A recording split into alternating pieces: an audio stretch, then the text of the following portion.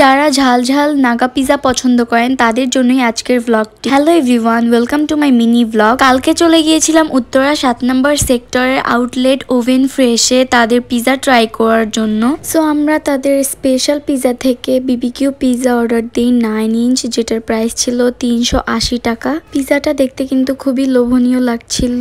এখানে তারা mushroom, chicken, capsicum, onion use করেছে। টু বি ভেরি অনেস্ট, আমরা কোনো বিবিকিউ ফ্লেভারই পাচ্ছিলাম না। বিবিকিউর সস এখানে ইউজ করা হয়েছে বাট অনেক কম পরিমাণে। পিজার ক্রাস্টটা ক্রিস্পি ছিল, যার কারণে আমার কাছে অত বেশি ভালো লাগেনি। পার্সোনালি পিজার ক্রাস্টটা সফট না হলে আমার কাছে ভালো লাগে না, বাট আপনারা যদি পিজার ক্রাস্ট ক্রিস্পি খেতে পছন্দ করেন তাহলে আপনাদের কাছে ভালো লাগতে পারে। আর তারা পিজার সাথে মেয়োনিজ আর চিলি ফ্লেক্স প্রোভাইড করে থাকে।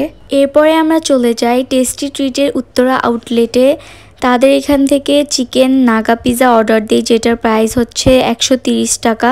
আর ডেজার্ট আইটেম থেকে অর্ডার দিই চকলেট ট্রায়াঙ্গল পেস্ট্রি, যেটার প্রাইস হচ্ছে 110 টাকা। টেস্টি ট্রিটের এই নাগা চিকেন পিজাটা আমাদের খুবই ফেভারিট। এই পিজাতে ইউজ করেছে চিকেন, ক্যাপসিকাম, গ্রিন চিলি আর চিজ, আরো অনেক কিছু ইউজ করেছে যেটা আমি বলতে পারছি না। স্পেশালি তাদের ক্রাস্টটা এত বেশি পরিমাণে সফট, ওভারঅল খেতে দারুণ মজা লাগে। অবশ্যই আপনারা এটা ট্রাই করবেন। এরপরে আমরা চকলেট ট্রায়াঙ্গল পেস্ট্রিটা ট্রাই করি। পেস্ট্রিটা খুবই ড্রাই ছিল, একটুও মজা লাগছিল না। আমার তো এটা একদমই ভালো লাগেনি। এরপর অন্য একটা রেস্টুরেন্ট থেকে আমরা ম্যাঙ্গো লাসি খাই। আর এই ড্রিঙ্কটা কেনার পরে দেখি এটা নকল। সো আপনারা অবশ্যই কেনার আগে একটু চেক করে নেবেন। নকল পণ্য থেকে সাবধান guys. So thanks for watching this video. Please like, comment, share and do follow my page. Allah Hafiz.